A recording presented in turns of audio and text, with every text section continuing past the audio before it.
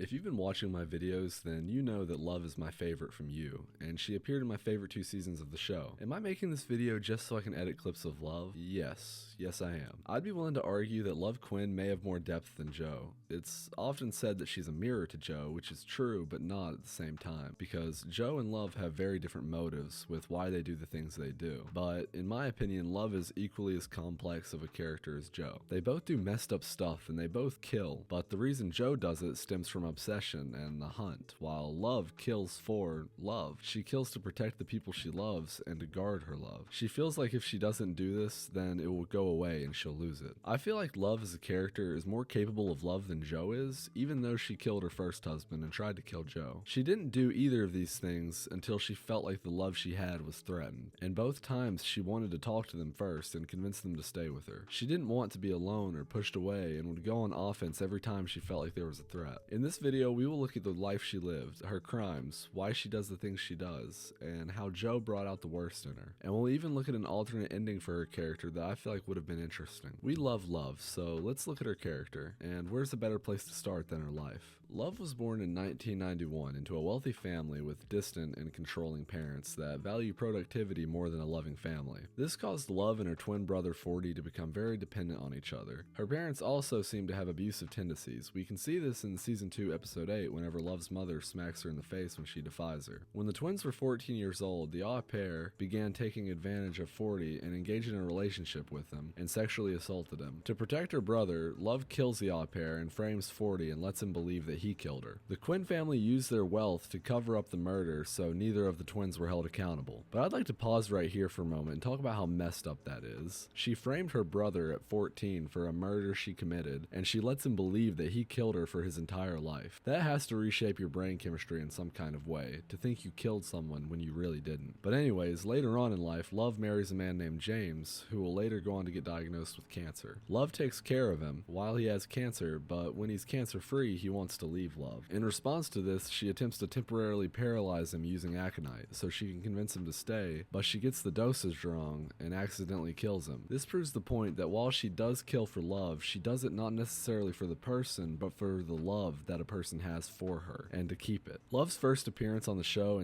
is in season 2 episode 1, and she meets Joe in the produce section at Anavrin, which is a store that her parents own. Love manages the grocery store section, and 40 manages the bookstore section where Joe will later go on to work to be closer to Love. Love becomes invested in a relationship with Joe, who is under the alias of Will Bettelheim. Both keep things hidden from each other, but Joe is lying to Love about his name and who he really is, and Love is hiding her true self from Joe and putting up an innocent front. Around the halfway point in season 2, the tension begins rising as Candace engages in a relationship with 40 in order to get closer to Joe and bring him down, and reveal to Love who Joe really is. And at this point, we start seeing cracks in Love's image, in that her family isn't as perfect as it seems. Then Love and Joe break up because she learns that Joe had been lying to her, and during this time she has a fling with her dead husband's best friend, and I believe that this was really just to make Joe jealous and want her more, personally, but who knows, just a theory. And during this time, Joe also has a fling with Delilah, his landlord. Delilah looks in Joe's apartment and finds keys to his storage unit where basically all his incriminating belongings are. Joe finds her searching the storage unit and locks her in his glass cage. Then, while Joe and 40 are tripping and rewriting 40's script, Love and Joe make amends and get back together. And oh yeah, she also kills Delilah in the glass cage out of jealousy and to keep Joe. Candace locks Joe in the cage with Delilah's body, accusing Joe of killing her and Guinevere Beck right in front of Love. Then Love and Candace walk away and leave Joe unattended, and Love kills Candace to protect Joe, who she loves, once again. Then returns to Joe and reveals that she killed Delilah and Candace for him because she loves him. As much as I love her as a character, she is by no means necessarily innocent. She killed 2 people who had done nothing to deserve death. Delilah was trying to figure out the whole Henderson situation, and Candace was just trying to bring down a bad man. This shifts Joe and Love's relationship because he no longer sees Love the way he wants to. He sees that she also holds a darkness that he can't stand to see because it makes him see what he is. Love also reveals to Joe that she's pregnant with their child, and at the very end of the season, there's a standoff between Love and Joe against 40, who is confronting Joe for his his crimes. This sequence is really interesting to me because it is between two people who she loves the most. 40 is holding Joe at gunpoint, and Officer Fincher enters the scene and shoots 40 and kills him. Then after this, in season 3, Love and Joe move to Madra Linda with their newly born child, Henry. Upon arrival, Joe immediately becomes obsessed with their neighbor, Natalie, and Love realizes this and lures her into the basement of the storefront that Love is planning on buying and turning into a bakery, and kills her with an axe. Quick side note about the contrast of season 2 and 3. In season 2, one of Love's friends says that she cooks when she's happy and bakes when she's stressed. And in season 2, she cooks a lot more than she bakes. And in season 3, she opens a bakery, showing the stress the season had on her character. Joe starts becoming obviously resentful of Love after this, and treating her differently, which is the reason she's so stressed this season. Because she is a love-oriented person, and she feels on guard with Joe's love and keeping it. They hide the body and then build a glass cage in the basement of the bakery together, and both of them hide a key in the cage, showing that neither of them trust each other. But after this, Joe becomes obsessed with his bookstore manager, Marianne, and Love becomes interested in Natalie's stepson, Theo. They both end up cheating on each other, but the difference with Love's cheating is she wasn't obsessed with Theo the way Joe was with Marianne. I personally think the only reason she did it was because of Joe's treatment towards her and making her feel like he didn't love her anymore. Then Love and Joe get involved in some freaky stuff with Sherry and Carrie, but Love and Joe get into an argument and she accidentally blurts out loud about murdering Natalie. So then she and Joe must lock them in the glass cage. Theo finds Sherry and Carrie in the cage, and Love hits him over the head with a fire extinguisher, and to me this showed that even after all of that, she still loves Joe and chooses him over anyone else. And in the final showdown, Love has dinner with Joe and puts aconite on the handle of the knife, letting it absorb through the skin this time so she can try to convince Joe not to leave her. This was really interesting because she made the point that he wouldn't have gotten the effects of the poison if he didn't grab a weapon, showing that he was planning on killing her, and at this point she still seems to be willing to push past it, showing that she really did love him. And that's the main difference between the two of them. Love really does love people, and Joe just becomes enticed with the hunt of stalking and obsessing over his victims. Love invited Marianne over, planning on killing her in front of Joe, but in a change of events, Marianne brings her daughter, and Love spares her and realizes the truth. Joe doesn't love her, and Joe is the problem and a threat to her and her child. So she decides that she has to kill Joe, but unfortunately, Joe planned for something like this and gave himself a shot of adrenaline to be able to get the upper hand, and poisons Love, framing her as the villain and burning her body. And that's the end of the story. Rest in peace, you beautiful woman. I would have treated you so much better.